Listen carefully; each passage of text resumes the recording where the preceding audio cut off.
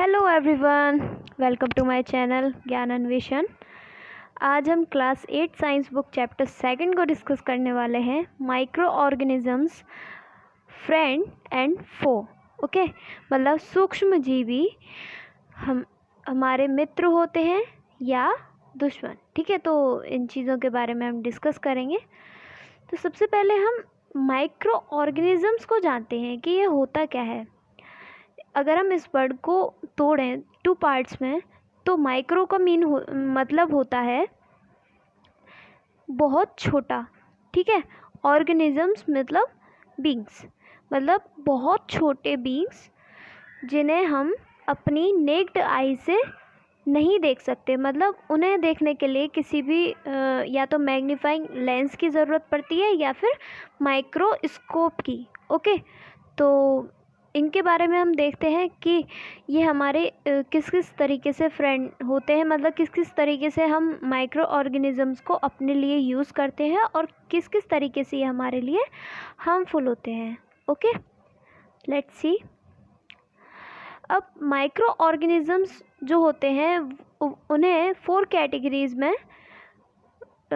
यानी 4 major groups में classify किया गया है। फर्स्ट जो है bacteria, fungi, protozoa and algae. Okay, तो ये सब माइक्रो ऑर्गेनिजम्स होते हैं।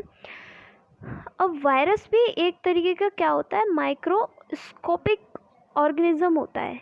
लेकिन इसमें और ये जो 4 कैटेगरीज हैं, इनमें एक बेसिक डिफरेंस ये है कि ये सभी लिविंग बींग्स होते हैं, कम्प्लीटली लिविंग बींग्स होते हैं। जबकि जो वायरस होता है वो ना लिविंग होता है और ना ही डेड होता है। मतलब ये कि अगर उसे अपने आप को ग्रो करने के लिए एक पर्टिकुलर मीडियम नहीं मिल रहा, तो वो किसी भी जगह पड़ा हो, चाहे सैंड में अगर पड़ा हो, किसी भी जगह हो, वो उस जगह सरवाइव नहीं करेगा। मतलब वो वहाँ पर डेड रहेगा कम्प्लीटली। ओके, अगर उसे मीडियम मिल रहा है, ठीक है, तो वो खुद को वहाँ लाइव कर लेगा और एंड वहाँ पे वो कैसा हो जाएगा, as a living being act करने लगेगा। ठीक है, ये बेसिकली जो है किसी भी प्लांट या एनिमल सेल में अपने आप को ग्रो अप करते हैं। तो इसका बेसिक एग्जांपल है इन्फ्लुएंजा, जो फ्लू होता है, ठीक है, उसको कॉज करने वाला एक वायरस ही होता है। देन अब प्रेजेंट डेज में आप सुन रहे हैं कि कोविड-19 ये जो है, ये भी क्या है, एक वायरस है। ठीक है, ये we don't know about this कि इसका ओरिजिन किस तरीके से हुआ है। लेकिन इसका ये है कि जब तक अदर मीडियम में था तब तक ये कैसा था, निष्क्रिय था। मतलब ये कैसा था, नॉन लिविंग बीइंग था। लेकिन इसको क्या मिला, एक मीडियम मिला, मतलब एक लिविंग बीइंग का सेल, मेनली ह्यूमन बीइंग का सेल मिला, जिसमें ये ग्रो करके कोरोना नाम की डिजीज़ को कॉज कर रहा है। ओके, तो बेसिकली जो है ये कोरोना वायरस फैमिली का एक मेंबर है, उस फैमिली का एक परिवार है। ओके, तो आगे चलते हैं। ये कुछ बेसिक सी चीज़ थी। अब इसमें कुछ पिक्चर्स हैं जिसमें बैक्टीरिया किस तरीके से शो किया गया है। बैक्टीरिया कई तरीके के होते हैं, कोन शेप्ड, रॉड शेप्ड और स्पाइरल शेप। तो इसमें जो है किस तरीके का शो किया गया है, ये है रॉड शेप्ड। ओके, रॉड या फिर सिलेंड्रिकल शेप कह सकते हैं इसे हम। ठीक है, अब नेक्स्ट है क्या, एल्गी। एल्गी क्या होती हैं, मैंने प्रीवियस चैप्टर्स में बताया है आपको कि एल्गी जो है वो कैसी होती है, वो प्लांट किंगडम की होती हैं। और उनकी जो बॉडीज़ होती हैं, मतलब जो ऑर्गन की जो बॉडी होगी वो किस तरीके से दिखती है, लगभग प्लांट बॉडी की तरह से। ओके, एंड प्रोटोजोआ, और फिर उसके बाद क्या आता है, फंजाई यानी fungus. This are also belongs to plant kingdom. ठीक है, ओके, नेक्स्ट देखते हैं where do micro organisms live.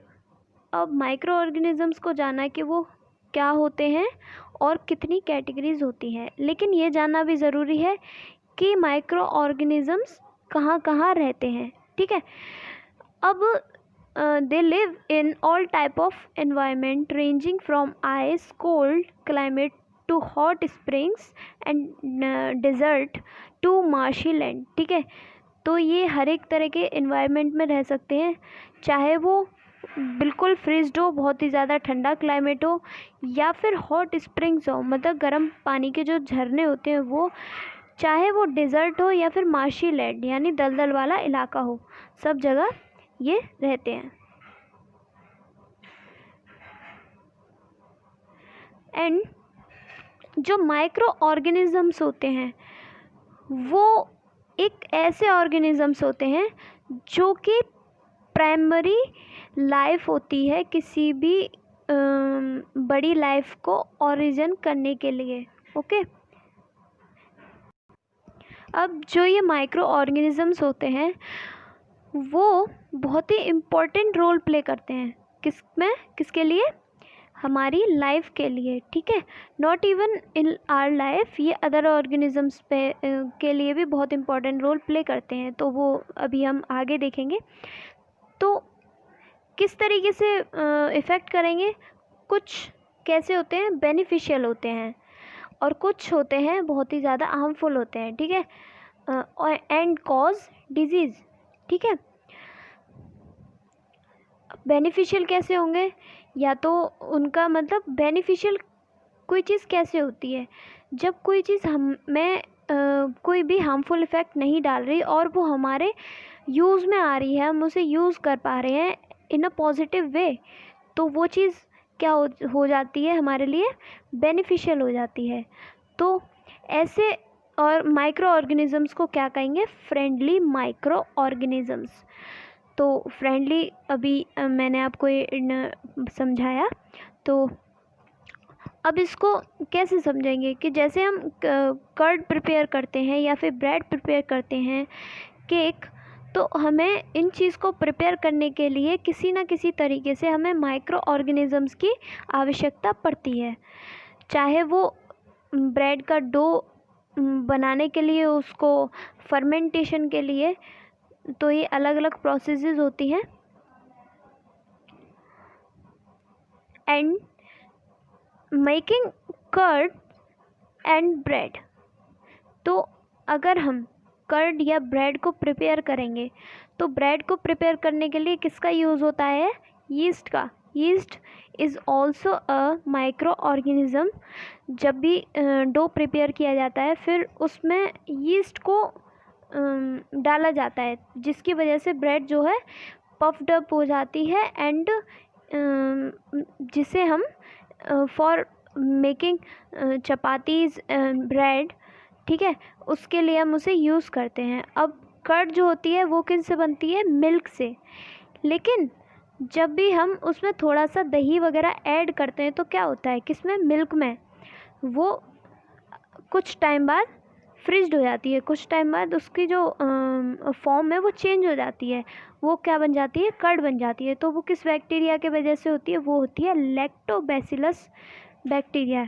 ठीक है, and another example is here कि इडली और भटूरा वगैरह इन सब को प्रिपेयर करने के लिए भी किसका यूज़ होता है, यीस्ट का, बैक्टीरिया और यीस्ट का यूज़ होता है। ठीक है, और ये जो प्रोसेस होती है, मतलब किसी भी चीज़ को फर्मेंट करने की, मतलब उसकी थोड़ी सी फॉर्म चेंज करने की, इस प्रोसेस को क्या कहते हैं, फर्मेंटेशन। एंड ओके, अब ये तो हुआ कि हाउस होल्ड बेसिस पे किस किस तरीके से यूज़ हो रहा है। अब कॉमर्शियल यूज़ भी होता है माइक्रो ऑर्गेनिजम्स का। तो कॉमर्शियल यूज़ किस किस तरीके से हो सकता है, wild wheat and rice and crossed fruit juice की, बियर एंड जो भी बिवरेजेस होती हैं, अल्कोहल, वाइन, तो ये सभी प्रिपेयर होती हैं किससे, barley, wheat, rice, crossed fruit juice, okay, इनसे ये प्रिपेयर होती हैं। अब इसमें जो है किसका यूज़ किया जाता है, यीस्ट का। यीस्ट जो है माइक्रो ऑर्गेनिज्म है, तो इनका यूज़ किया जाता है, जो कि रेस्पॉन्सिबल होता है किसके लिए, ये रेस्पॉन्सिबल होता है शुगर को अल्कोहल में कन्वर्ट करने के लिए। और इस प्रोसेस, कन्वर्जन की प्रोसेस को क्या कहते हैं, फर्मेंटेशन। तो आप इसे एज अ डेफिनेशन भी याद कर सकते हैं। Medicinal use of microorganisms, okay. तो मेडिसिनल माइक्रो ऑर्गेनिजम्स का यूज़ जो है किसमें यूज़ होता है, in as a medicine, okay. Medicine के तौर पे कैसे होगा, जैसे आपको एक छोटा सा एग्जांपल देती हूँ कि अगर किसी चीज़ को ख़त्म करना होता है तो उसके लिए दूसरी चीज़ लाई जाती है, ऐसी चीज़ जो उसे ख़त्म कर सके। तो कुछ माइक्रो ऑर्गेनिजम्स होते हैं जो अदर माइक्रो ऑर्गेनिजम्स को किल करते हैं, जो कि हमारे लिए हार्मफुल होते हैं। तो ऐसे ही माइक्रो ऑर्गेनिज्म से क्या बनाई जाती हैं, टैबलेट्स, कैप्सूल्स और इंजेक्शंस, ठीक है। और इसका इंजेक्शन का एग्जांपल है पेनिसिलिन, जो कि एक वंडर मेडिसिन है प्रेजेंट टाइम में, जो कि किससे डेवलप की जाती है, किससे बनाई जाती है, एक मोल्ड होता है उससे बनाई जाती है, ओके। तो ऐसी मेडिसिन्स को क्या कहते हैं, एंटीबायोटिक्स। एंटी मतलब against and bio means life, ठीक है। एंटी मीनिंग उसके अगेंस्ट, बिल्कुल विरुद्ध, बायोज लाइफ, यानी किसी के जीवन के विरुद्ध। तो मैंने अभी आपको बताया है कि ऐसे ऑर्गेनिजम्स होते हैं जो अदर ऑर्गेनिजम्स को किल कर सके, जो कि हमारी बॉडी के लिए या फिर किसी भी अदर ऑर्गेनिज्म की बॉडी के लिए हार्मफुल होते हैं। तो इसको क्या कहेंगे हम, एंटीबायोटिक्स। एंड नेक्स्ट, जो अलेक्जेंडर फ्लेमिंग थे, वो उन्होंने क्या बनाया था, पेनिसिलिन प्रिपेयर करी थी सबसे पहले in 1929। And next, vaccine. As we know about vaccine, जब भी कोई भी डिज़ीज़ होती है, कम्युनिकेबल ट्रांसमिशन डिज़ीज़ हो या फिर कैसी भी डिज़ीज़ हो, तो उसको किल करने के लिए, उसको ख़त्म करने के लिए क्या होती है, वैक्सीनेशन होती है। चाहे वो हेपेटाइटिस के लिए हो या फिर फॉर फ्लू, पोलियो, तो उनको ख़त्म करने के लिए, मतलब उससे हमारी बॉडी को रजिस्ट करने के लिए क्या, किस चीज़ का यूज़ किया जाता है, वैक्सीन का, ठीक है। वैक्सीन वो किसी भी फॉर्म में हो सकती है, as in a form of injection और in the form of medicine. तो जो एडवर्ड जेनर थे, उन्होंने क्या बनाई थी, सबसे पहले स्मॉल पॉक्स की वैक्सीन बनाई थी। और जो अभी वैक्सीन्स वगैरह ये सब बनती रहती हैं। एंड अदर यूज़ क्या है माइक्रो ऑर्गेनिज्म का, अदर जो फ्रेंड कैटेगरी है वो आती है, वो किसके लिए होती है, इंक्रीजिंग द सॉइल फर्टिलिटी, ठीक है। कुछ बैक्टीरियाज होते हैं हमारी किसमें, सॉइल में, जो कि सॉइल की फर्टिलिटी इंक्रीज़ करते हैं, जो कि हेल्प करती है किसमें, प्लांट को, किसी भी प्लांट को सरवाइव करने में या फिर किसी भी प्लांट को ग्रो करने में, ओके। देन प्रीवियस चैप्टर में हमने डिस्कस किया था नाइट्रोजन फिक्सेशन बैक्टीरिया, जिसका नाम होता है राइजोबियम। तो उसकी एक साइकिल होती है कि वो किस तरीके से फिक्स करेगा, तो साइकिल को अभी हम समझेंगे।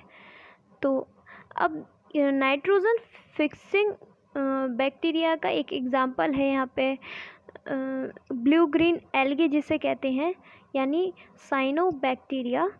तो इसे अगर हम माइक्रोस्कोप में देखें तो ये कुछ इस तरीके का दिखता है।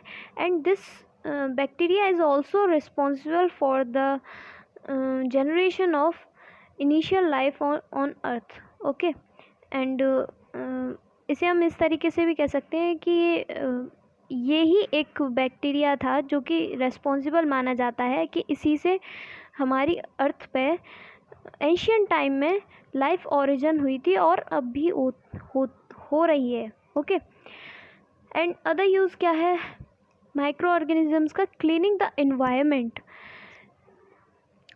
तो जब भी हम अपने घरों से या फिर अपने कॉलोनीज़, अपने सोसाइटी से जो भी वेस्ट होता है उसको कलेक्ट कर लेते हैं किसी एक जगह पे, तो आपने देखा होगा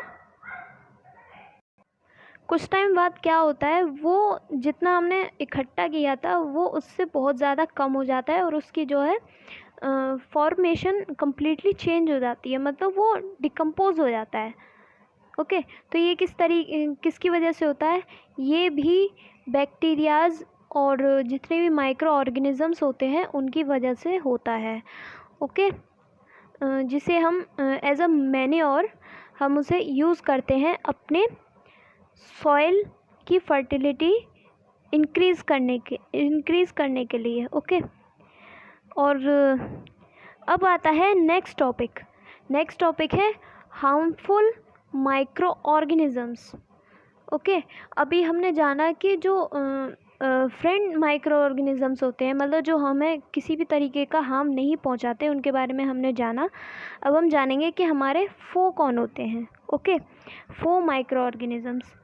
तो कुछ माइक्रो ऑर्गेनिज़म्स होते हैं जो कि हमारे लिए कुछ नहीं, एक्चुअल में बहुत सारे माइक्रो ऑर्गेनिज़म्स होते हैं जो कि हार्मफुल होते हैं हमारे लिए और सभी ऑर्गेनिज़म्स के लिए कुछ वेज में।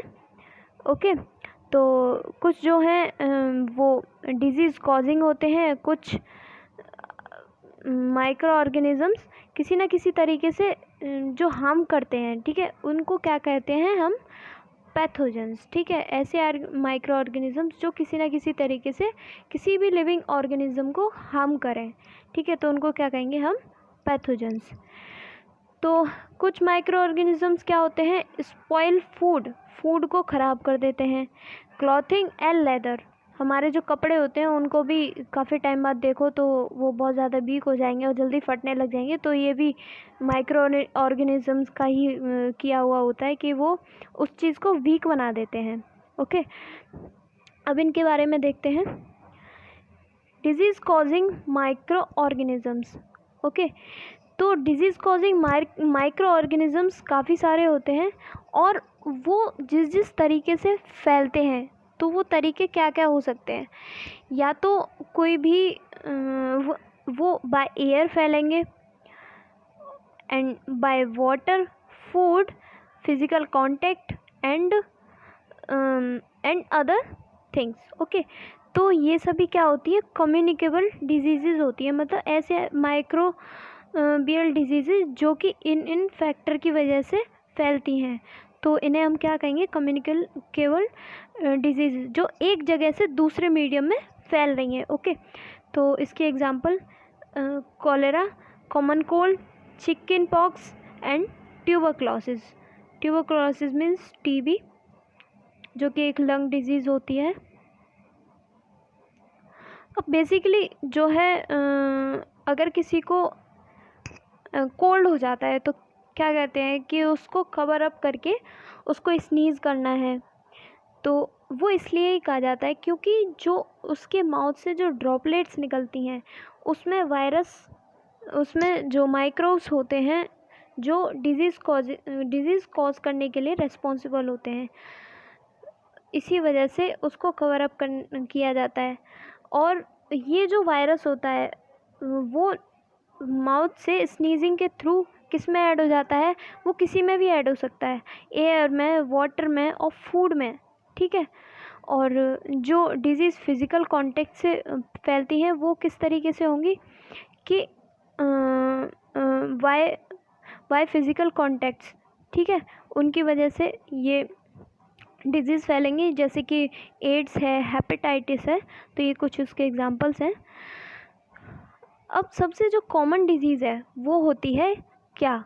मलेरिया, ठीक है, जो कि हर इंसान को साल में 1-2 बार हो ही जाता है और किसी किसी जगह ये डिज़ीज़ बहुत ज़्यादा पाई जाती है। अब किसी भी माइक्रो ऑर्गेनिज़म्स को कैरी करने के लिए किसी न किसी मीडियम की ज़रूरत होती है, मतलब वो खुद नहीं पहुंच सकता, या तो वो किसी होस्ट के थ्रू पहुंचेगा या फिर वो किसी मीडियम के थ्रू पहुंचेगा।